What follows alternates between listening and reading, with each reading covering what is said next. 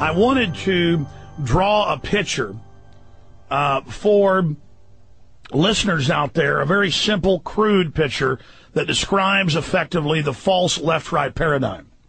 The Republican Party props up the Democratic Party, and the Democratic Party props up the Republican Party. If you had one of the political parties standing on its own, when the wind came along, it would just fall over. When pressure, revolutionary pressure from the population not liking what's going on, or new groups wanting the power structure, which is the main source of revolution.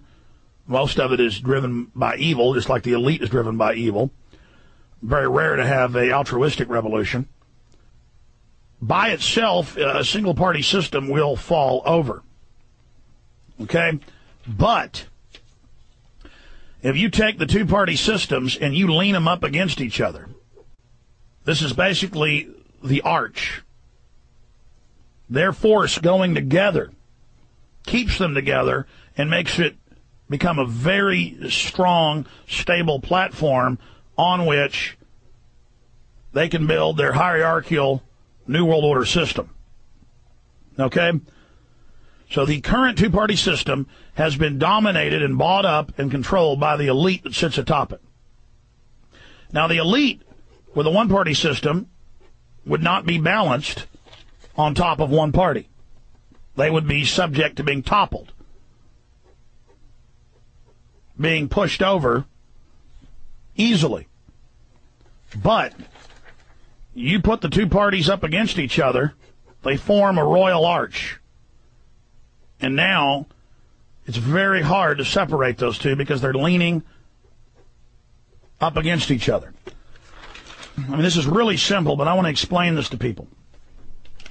Check it out, folks.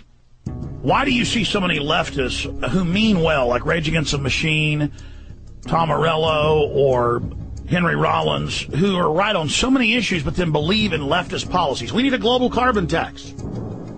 But there's an elite funding that. No, the elite, the big corporations are against it because the media advertises that big corporations and oil companies are against it. Henry Rollins doesn't know, doesn't have the documents. It doesn't understand that actually that's part of a sophisticated game that, the big corporations say publicly, we don't want this, it's bad, while they actually fund it. They know the public's awake to the fact that they're corrupt, so the public will be fooled and go and support the agenda. It's please don't throw me in the briar patch. It's the old briar rabbit situation.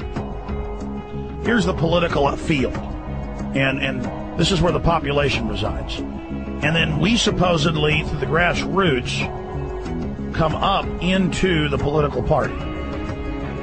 Okay? And then they lean on each other, as I was saying earlier, and support each other. If they're standing alone, the pressure of revolution or of new power structures will easily topple it and blow it over. But leaning together, it's not going to fall down. Okay? Now, I know that's simple.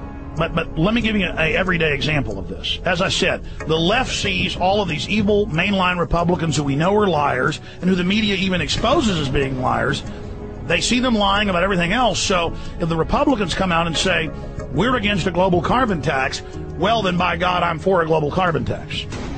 And so that's how the two sides leaning up against each other give the other side support. And so Democrats over here, Republicans over here, Republicans attack Barack Obama. And then the Democrats attack John McCain. And then the population who's down here is trained to see John McCain as representing them personally, as being their daddy, of where their personal power comes from, of their camp, their brand name, their brand of soda, their brand of automobile, Ford or Chevy. And so this is a controlled paradigm.